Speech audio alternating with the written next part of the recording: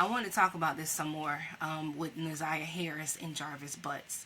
This case, I did remember hearing about this, I believe, about a year ago, because that's when Miss Zanaya Harris had went missing in January of 2024, and now just now here in January of 2025, there has been a preliminary hearing for Jarvis Butts based on some text messages and some phone records that have been discovered. So, don't think, oh, well, if I go to private mode or incognito that no one will be able to see me.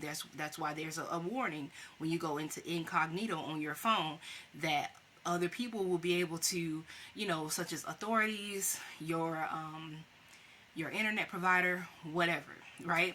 So anyway, long story short, it was investigated. His phone records were investigated, and it shows that there are messages between Jarvis Butts, which is now, I believe he's 42, and Miss Naziah Harris. Naziah Harris would be 13 today. She is still missing. Her body is still missing.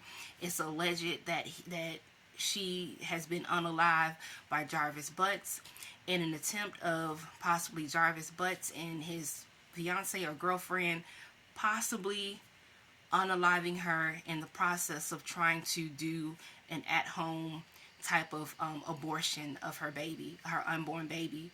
So I'm going to give you a backstory here. Authorities believe that Butts, which is Jarvis, had been sexually abusing Harris, Miss Naziah, since 2022 before killing her in January of 2024.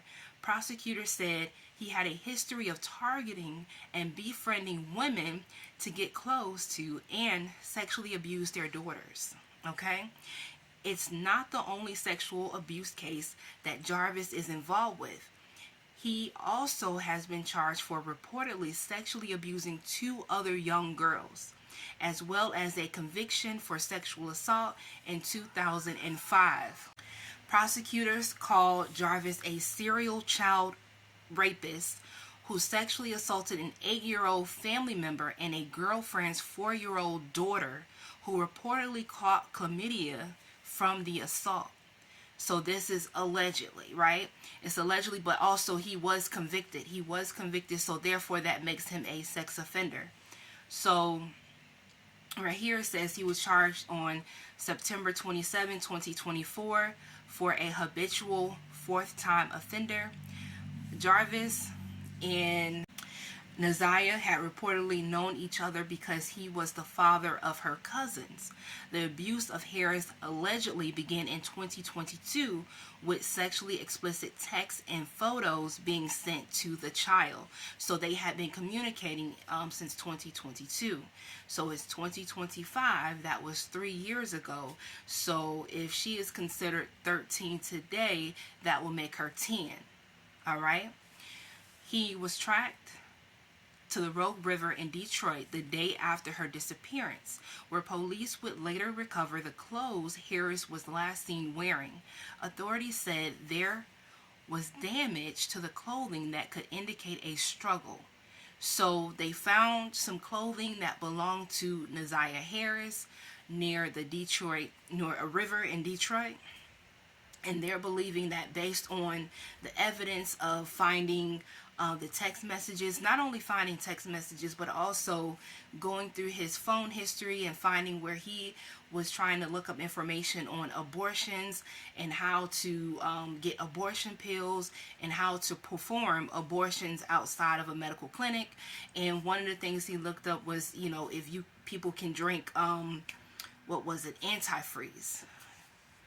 So I don't know, if no one knows if during the time of him trying to cover up what possibly even earlier, he possibly unalived her. So that's the background of this. I was in a panel discussion earlier, and now I'm getting all these I'm receiving all of these in my For You feed about Miss Naziah Harris. And I wanted to talk about this really, really quickly. And I was listening to people on the panel say things like, lock the whole family up and he should get life, he should get the death penalty and all of these different things.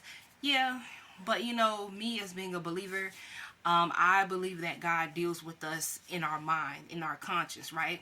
And also the word tells us, the word says that vengeance is mine, says the Lord, and that he will repay. You don't know how God is going to repay this man for doing what he did to this baby girl. And another thing is this: you can say all day long, oh, you know, give them the death sentence, or things that people have done to you, and now you're saying this should happen to them, they should suffer, say they should do this and do that. But it's not going to undo what they did to you. So my encouragement, if you have been in a situation similar or as such, where you've been SA'd, we got to deal with it. We have to deal with it. We have to deal with it at the root. And if we don't start dealing with it at the root, that's going to take over your whole life. So it doesn't matter if you feel like you've got injustice in the physical realm. We got to deal with what's going on in the spiritual realm, with what's going on in our mental, what's going on with that little girl or little boy, right? So there was an actual I think he's a comedian, D. Ray Davis.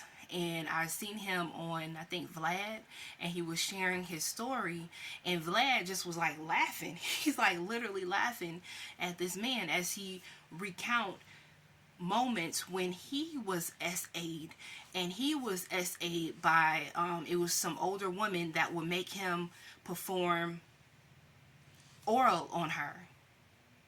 And it's like, as he's recounting it, you can see the pain in his eyes, and he just kind of shyly like laughed it off too, because Vlad was laughing. That wasn't a situation to laugh at. That could have been a very a therapeutic moment had these men went into a direction of like, well, how are you feeling about that right now? You know, to teach others, right? But anyway, we got to we got to go to the root of the issue.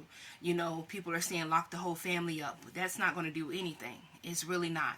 You know, we can do all these things. You can take someone's life with your own hands. But I'm telling you, the thing about triggers is that you can go years and years and years, and all of a sudden you may hear a sound. You may hear a certain song. You may see something like a movie. You may see a person that looked like this person who abused you. You may smell a certain scent, right? You may smell a certain scent, and that may take you back to that moment, whether it was in a bedroom, if it was in a closet, if it was in a backyard, if it was at school, if it was in a car, a bus, a train, or whatever it is. You know what I'm saying? You got people that's 158. I don't know, but you know, they could be 158, and their person that abused them might be dead and gone.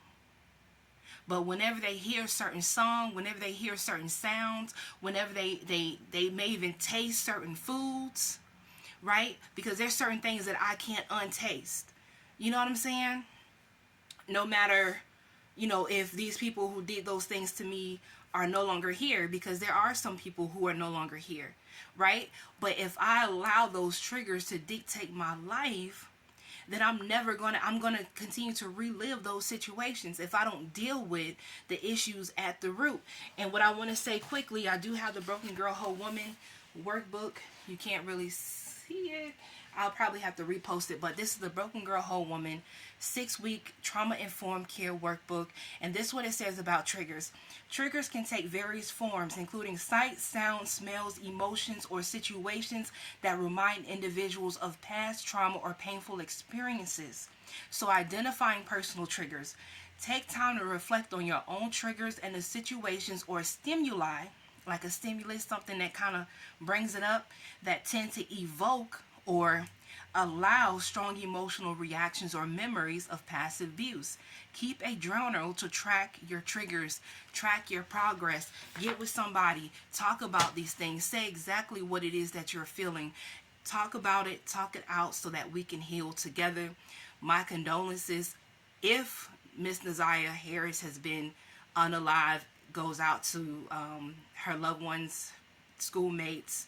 But we got to talk about this more. We have to talk about this more. Maybe not this case, but cases like this. Maybe not your situation, but situations like this, so that we can continue